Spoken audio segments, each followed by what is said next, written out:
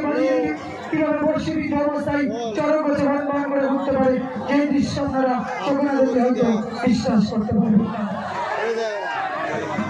ইতিমধ্যে রবীন্দ্রনাথ সরকার তিনি চরম গাছে ঘুরলেন। এরপরে আমাদের একাধিক সন্ন্যাসী রয়েছে। 14 বছরের একটি সন্ন্যাসী রয়েছে, তিনি 14 বছর বয়সে চরম গাছে বন করে ঘুরলেন।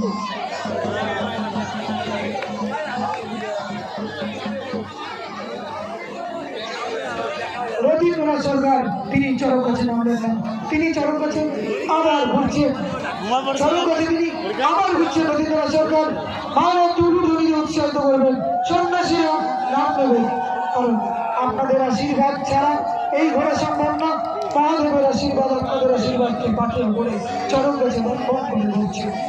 একটি 22 বছরের যুবক কি করে এতটা সময় ধরে বর্ষিবিদ্ধ অবস্থায় চরম গাছে ঘুরতে পারে, যাকে চোখে না দেখলে আপনারা বিশ্বাস করতে পারবেন। সেই ঐতিহাসিক মুহূর্ত আর সেই ঐতিহ্যমণ্ডিত চরম মেলা রবীন্দ্রনাথ সরকার তার নিজের জীবনকে বাজি রেখে, তার নিজের আশা আকাঙ্ক্ষাকে বাজি রেখে, তার ভালোবাসাকে বাজি রেখে চরম গাছে বন করে ঘুরছে।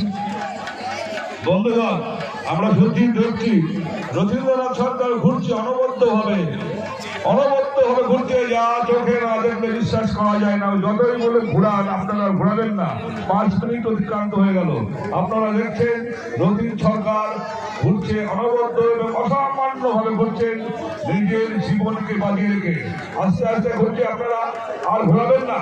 বহু দর্শক আমাদেরকে অনুরোধ করছেন, আপনারা ঘোরাবেন না।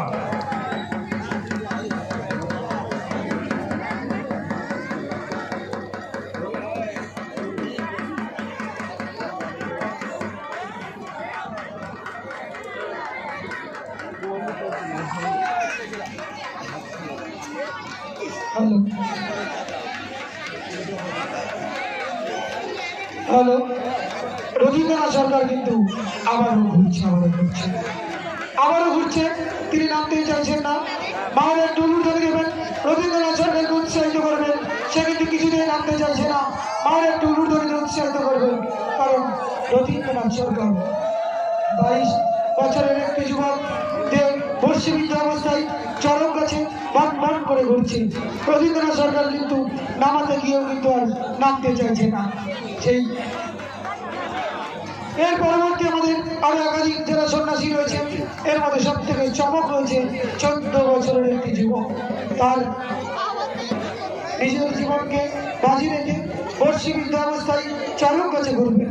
14 বছরের একটি যুবক বর্ষিবিদ্ধ অবস্থায় চরম গাছে ঘুরবেন, সেই দৃশ্য আপনারা দেখতে পারবেন। আর অল্প সময়ের মধ্যেই আমরা আপনাদের সামনে তুলে ধরব 14 বছরের একটি যুবক।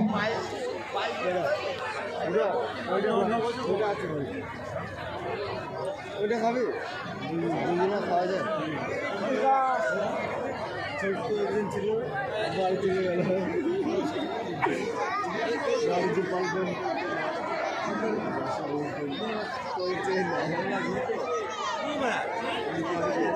ইতিমধ্যে রবীন্দ্রনাথ সরকার তিনি চরম গাছে ঘুরলেন।